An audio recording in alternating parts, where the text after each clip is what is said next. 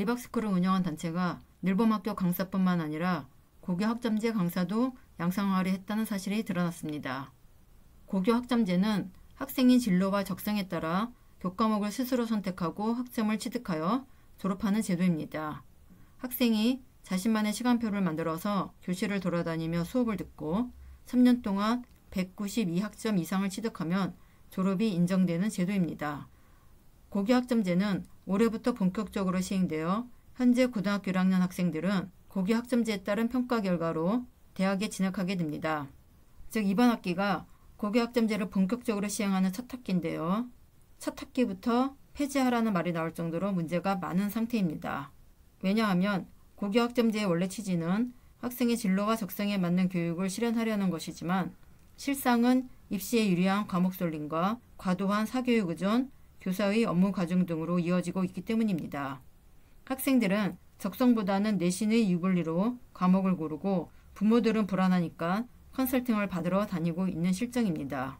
그런데 무엇보다도 심각한 문제는 늘어나는 과목을 담당할 교사가 부족하다는 건데요. 학생들의 진로와 적성에 맞추기 위해 기존에 없던 새로운 과목을 개설하다 보니 과목 수는 늘어나는데 그 많은 과목을 담당할 교사가 부족한 겁니다. 그렇다 보니 대부분 학교는 교사 한 명이 여러 개의 과목을 가르치는 상황입니다. 얼마 전 한국교원단체 총연합회가 고교학점제의 학교 현장 실태 파악을 위해 시행한 설문조사에서는 교사 한 명이 담당하는 과목 수가 3개 이상이라는 답변이 37.1%로 나타났습니다. 구체적으로 3개가 29.5%, 4개가 5.9%, 5개 이상이 1.7%로 나타났습니다. 교사들이 자기 전공과 상관없이 과목을 맡다 보니 수업 준비와 업무 부담이 늘어나는 것은 당연하고 학교생활 기록부 기재와 시험 문제 출제에 대한 부담도 큰 상태입니다.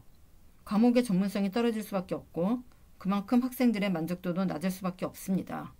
이렇게 교사 한 명이 여러 개의 과목을 가르치는 것으로도 모든 과목을 맡을 수가 없어서 많은 학교는 외부 강사에게 과목을 맡기고 있습니다. 그런데 외부 강사의 질을 담보하기가 어렵고 그마저도 구하기가 어려운 실정입니다. 전남 지역의 한 고등학교는 여름방학 동안 물리학을 담당할 강사의 자격 요건으로 교원 자격증이 아니라 4년제 대학 이상 졸업만을 요구했습니다. 교원 자격증을 가진 강사를 구하기가 어려우니까 교원 자격증이 없더라도 전공만 맞으면 채용하겠다는 겁니다.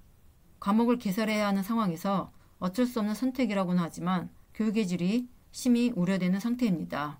이런 허점을 이용하여 리박스쿨에서 고교 학점제에 투입할 강사를 양성하려고 계획한 거죠. 리박스쿨을 운영한 단체인 트루스코리아는 에너지와 지구환경, 북한 인권과 통일 등 고교 학점제에서 시행되는 선택 과목과 유사한 명칭을 언급하며 앞서 있는 리더들이 있으니 따라가면 된다고 말했습니다. 트루스코리아는 지방자치단체의 보조금 예산을 받아 학교에서 강의하거나 환경교육사 등 민간 자격증을 취득해 창의적 체험활동 유급 강사로 활동하는 방법이 있다고 소개했습니다. 또 전국에서 환경단체를 책임지고 이끌어갈 7명을 선착순으로 모집한다면서 예산, 교육 캠페인, 행정 등 공통으로 사용할 업무 매뉴얼을 제공할 계획이라고 말했습니다. 즉 고교 학점제에서 시행하는 환경과 통일 분야 과목을 담당할 사람을 모집하고 강사로 투입하여 우익사상을 주입할 계획이었던 거죠.